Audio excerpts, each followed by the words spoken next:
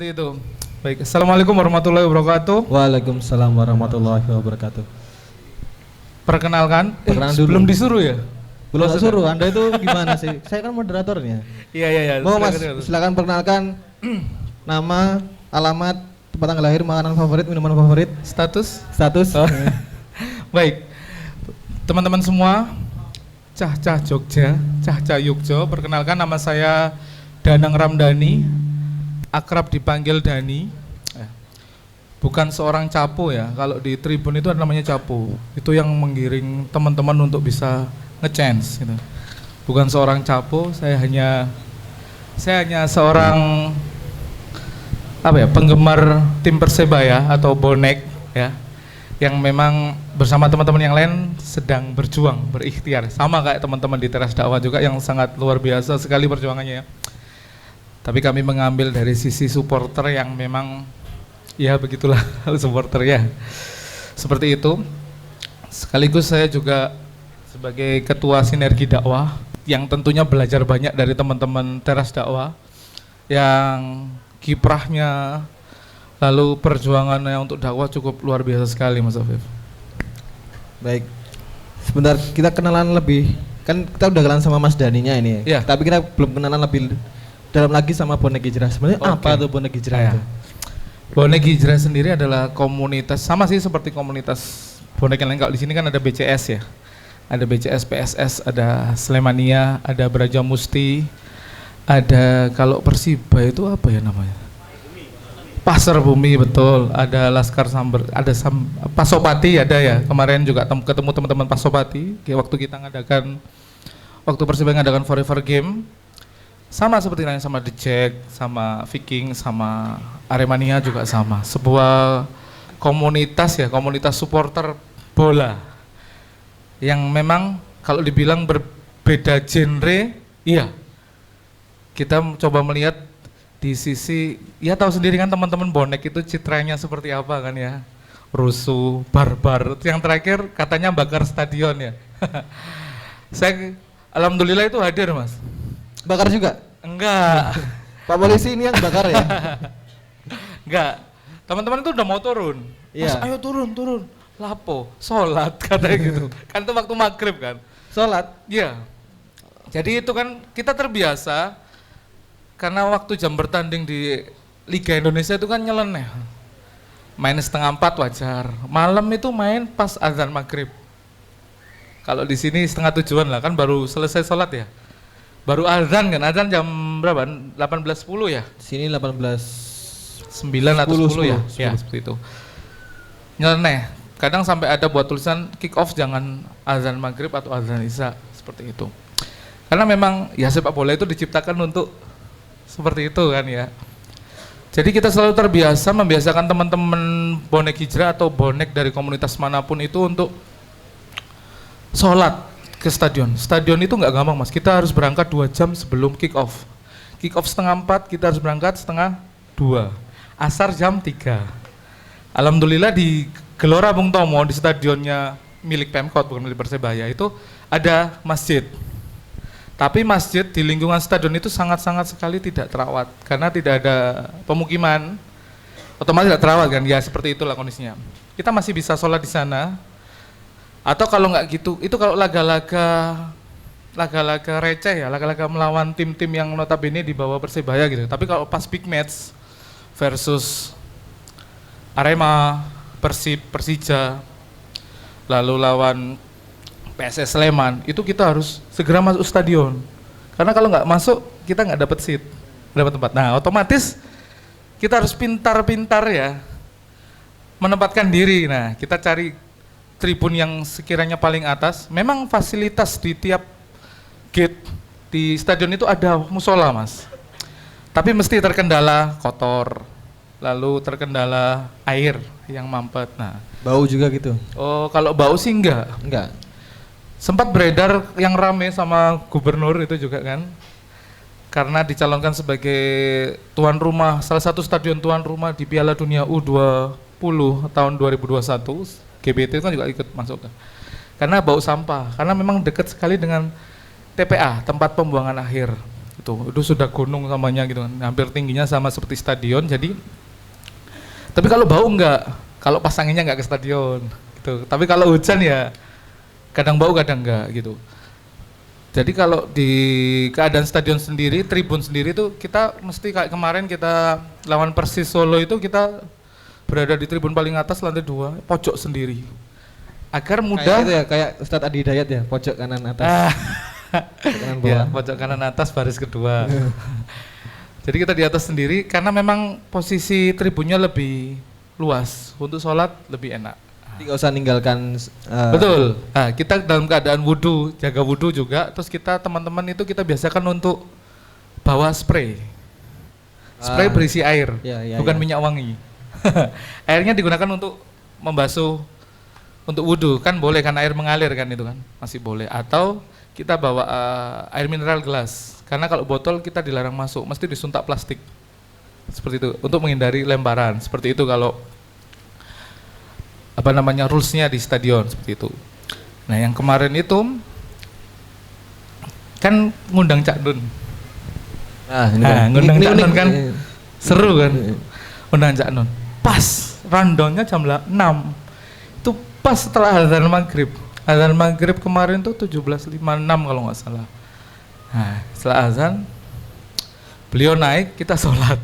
Cak Nun sebagai apa di situ? Cak Nun memang diundang oleh pihak Persebaya untuk mengisi ngaji judulnya. Oh. Ngaji jadi, sebelum kick off? Ya, ngaji dulu baru pertandingan seperti itu. Nah, ini juga sebagai campaigns juga sih, campaigns bonek hijrah ke teman-teman bonek yang lain bahwa sesibuk apapun, pokoknya sesibuk, jangan sampai bonekmu melupakan sholatmu, seperti itu. Jadi memang kita sedang berusaha memang mengkampanyekan ini karena memang sholat ini nggak bisa ditunda gitu kan Mas. Kalau pertandingan ketika kita lebih penting nonton pertandingan ya kita harus pintar-pintar untuk mengatur waktu untuk sholat. Ada kok banyak cara, mungkin ya terkendalanya mungkin itu pakai atau mungkin ribet karena begitu seat kit ditinggalkan kalau pas pertandingan big match itu memang langsung ditempati yang lain kan, biasanya seperti itu kalau. Nah pintar-pintarnya kita, insya Allah beri jalan kok kalau kita mau memang beribadah atau apa itu. Setelah proses itu gimana, ada yang kontra enggak? Itu kan ini keseruan. Ada dakwah seperti itu kan, iya ya tetap ada. Ada musuhnya nggak nih? Gitu. Kalau teman-teman itu mempersilahkan kita sholat, tapi kan begitu kita posting kan tujuannya bukan untuk riak, tapi kita tunjukkan ke teman-teman bahwa ini loh ada semangat untuk tetap menjaga sholat ketika kita menonton hobi atau olahraga kegemaran kita seperti itu. Jadi nggak ada alasan untuk meninggalkan sholat seperti itu. Supporter jalan, sholat tetap jalan. Betul, ya. Bonek yes, sholat yes, seperti itu. Itu ya slogannya itu. Slogan kita sih wani berubah, Mas. Wani berubah. Kalau Persebaya atau bonek itu kan wani. Salam satu nyali, wani. Nah, kita tambahi berubah. Karena memang setiap manusia itu harus berubah. Makanya nyambung sih dari bonek hijrah kan juga berubah seperti itu. Tadi kan udah dijelasin apa-apa aja yang dilakukan. Contohnya saya mengingatkan teman-teman supporter untuk tetap sholat. Tapi ada satu hal mendasar yang belum kita bahas di sini. Mengapa mendirikan bonek hijrah? Mengapa supporter? Ya. Mengapa nggak anak-anak di sini saja? Nah, dunia hijrah itu kan sudah berjalan beberapa tahun terakhir ini kan. Kita melihat fenomena hijrah, artis hijrah seperti itu kan, banyak sekali. Tapi yang saya lihat ada satu lini yang itu jika memang kita bisa masuk, kita bisa mengelola, kita bisa mengedukasi ya, itu akan menjadi satu lini kekuatan tersendiri. Nah, saya melihat di dunia sepak bola, terkhususnya dunia supporter, itu belum ada yang menyentuh seperti itu. Habib bin Anis udah mulai di Arema, seperti itu. Sudah bisa nyentuh pemain, sudah ngaji welasan di markas Arema, itu kan namanya kandang singa atau apa saya lupa. Tuh. Sementara bonek sendiri belum. Yang sering nyinggung-nyinggung tentang bonek itu hanya Cak Nun. Itu pun juga kalau sedang ma'iyah aja gitu kan. Kalau yang lain-lainnya kalau secara personal atau secara lebih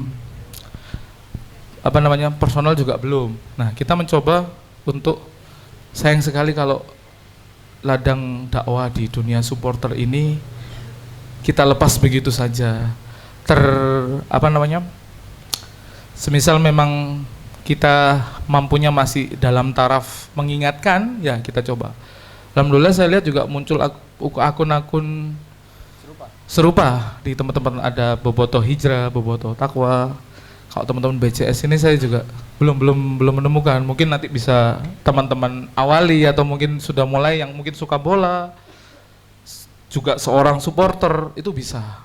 Jadi nggak ada alasan. Ketok tular gitu ya? Iya, boleh. Asal punya teman yang sama suka sepak bola, suka nonton bola, nggak apa-apa, mulai aja dari 1-2 orang. Campaign di sosmed dulu, nanti ajak kopdar, pasti insya Allah akan banyak yang ikut seperti itu, Mas. Karena sayang sekali kalau memang dulu. Saya bayangkan kalau saya sendiri ketika dulu awal memulai, terus ada teman-teman, saya cuma berpikir gini, kapasitas Gelora Bung Tomo itu kan 55.000. 55.000? Ya, kalau full 50.000. Saya bertanya-tanya seperti ini, bisakah 1% aja sholat? 1% berarti cuma 550. Ya, cuma 500 ya. 550. Kalau 55.000 nggak dipenuhi, 50.000 cuma 500 saja, bisa nggak? Ya kita tetap harus husnuzon ya, teman-teman menjaga. Nah, menjaga husnuzon itu terkadang kita butuh teman. Sama seperti kayak teman-teman yang sedang berproses hijrah seperti itu. Pasti butuh teman. Dalam arti teman ini untuk apa? Untuk menyemangati, mengingatkan. Terus ketika kita lagi down atau apa, ingat, seperti itu. Jadi lambat laun saya yakin teman-teman di kota lain yang punya basis supporter, terutama yang punya klub sepak bola, pasti akan insya Allah ada yang seperti kami, sevisi, yang nantinya bisa menginfluencer teman-teman supporter yang lain. Kita jangan mau kalah dengan Malaysia. Malaysia sama seperti kayak Rusia, klub Rubin Kazan itu sholat dulu supporternya ada. Terus di Malaysia itu ada yang sholat di tribun. Dalam lingkup lebih luas, satu blok gitu. Wow, Masya Allah. Itu kalau di sampai di bisa, itu kan berarti kan keren sekali gitu. Kita nggak meninggalkan kewajiban kita sebagai manusia untuk beribadah kepada Allah, tapi juga kita bisa melihat kegemaran atau hobi yang kita sukai. Masya Allah.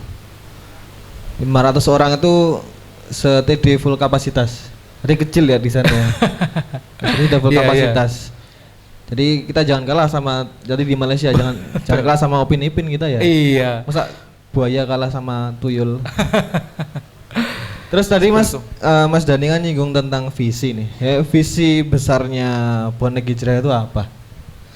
Visi utama atau visi besarnya Bonek sendiri adalah kita ingin merubah bukan hanya citra ya, bukan hanya wajah supporter Indonesia umumnya dan Bonek khususnya, tapi memang secara personal kita ingin tiap jati diri seorang bonek atau supporter yang itu memang punya itu baik, terus mereka juga berakhlak seperti itu. Kan kita tahu sendiri seperti apa dunia sepak bola dan dunia supporter itu, beda sedikit crash, tawuran.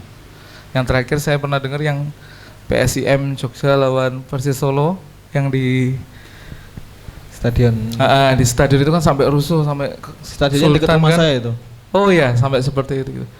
Kalau itu antar supporter ya. Kalau di Surabaya sendiri sudah nggak pernah. Tapi rusuhnya kayak kemarin itu kan adalah, kalau saya lihat kemarin itu bentuk rusuhnya itu bukan bentuk rusuh, Mas. Itu bentuk sebuah cinta, Mas. Cinta dari bonek ke Persebaya, karena hubungan antara bonek dengan manajemen ini nggak sebagus yang diharapkan. Jadi ada sering miskomunikasi, ada nggak kejujuran, ada nggak keterus terangan seperti itu. Terus ini kayak rumah tangga bahasanya. Rusuh adalah cinta. Asik. Jadi memang ya itu mereka marahnya ke lapangan. Iya. Dan bukan sedikit meluruskan ya, yang tersebarkan stadionnya dibakar, padahal enggak. Teman-teman cuman bakar itu papan reklame. Papan reklame, terus ada foto yang viral itu, ada yang tidur, anak casual gitu, tidur belakang gawang jaring yang terbakar itu ada. Yang dirusak hanya fasilitas di sekitar lapangan, nggak sampai merembet ke tribun, ke macam-macam nggak. Dan itu kemarin sudah dibetulkan sama Dispora dan habisnya cuma 140 juta. Ya, tapi ya lumayan, bagi mereka kan nggak apa-apa. Konsumsi media. Dan itu memang bonek sangat seksi sekali di media Indonesia. Karena itu bisa menaikkan rating mereka, viral mereka seperti itu. Dan kita mau nyadari itu. Beberapa kasus yang sering kali, kalau kita ke Sleman gitu ya, kemarin kita ke Sleman kan mesti ada berita-berita lewat Solo, lempar-lemparan seperti itu. Lalu ada lagi yang maling gorengan gitu kan. Padahal ya memang ada. Kita nggak menutupi, memang ya manusia ya. Mesti kan masih ada jahil-jahilnya, terutama yang kadang kemana-mana away days gitu nggak sanggup apa-apa, bondo gandol, bondo nekat. Padahal kalau teman-teman yang dulu, yang eranya dulu sampai sekarang pun mereka sewa bus, naik kereta, naik mobil pribadi itu banyak. Dan kita di sini itu waktu ke Sleman dulu, kita nggak hanya dukung saja, tapi kita mampir ke rumah sakit Dr. Sarjito, kita bagi-bagi boneka. Boneka ini hasil dari ketika supporter disuruh bawa satu orang satu boneka, itu bagus dilempar. Bonek bawa boneka. Tapi bonek bukan boneka. Oh, tanda kutip, paham? Bonek bukan boneka. Berarti yang dilempar ganti, bukan batu tapi boneka. Iya, betul sekali. Itu sebagai campaign peduli kita kepada adik-adik penderita kanker. Bonekanya masih ada. Bonekanya apa? Kalau boleh tahu, boneka apa? Macam-macam. Macam-macam. Boneka dari mantan boleh gitu. Langsung nyaut. Iya, soalnya saya lihat kalau teman-teman yang kemarin itu lempar boneka itu memang jujur banyak yang dari mantan. Bayakin mantan. Oh. Sambil mengungkapkan seperti itu. Itu terkumpul sekitar 20 ribuan boneka. Itu sudah kita bagi di Surabaya, di Bandung, di Sleman. Terakhir itu di Balikpapan kalau nggak salah, dan itu masih ada. Ya. 20 boneka, 20 ribu boneka berarti nggak satu tempat ya, di berbagai tempat. Iya, pengumpulannya kan di stadion. Jadi nanti ada lihat videonya di YouTube, ada seluruh bagian stadion melempar boneka. Waktu istirahat pertandingan lalu dikumpulkan ada berapa truk itu, terus kita bagi. Kan baginya kan nggak mungkin semua kan, bertahap seperti itu, sampai habis seperti itu. Baik. Ini udah mulai rame, lebih berapa lagi teman-teman? Sekarang ini ada pertanyaan buat teman-teman nih. Boleh. Ini Ikhwan Awad nih, siapa yang suka supporteran nih? Coba suka nonton bola ada? Yang suka supporteran langsung di stadion. Suka nonton di stadion, nonton sepak bola di stadion. Ada itu masnya, satu. Klubnya apa mas? Dua. 3, 4. Oh 3, 4, boleh. Boleh sharing klubnya apa mas? Sleman. Oh Sleman, PSS Sleman. Yang di belakang itu apa? Tapi kita nggak musuhan di sini ya, santai aja. Santai. Salam satu TD. Saya pernah itu waktu di Hijrah Fest. Iya.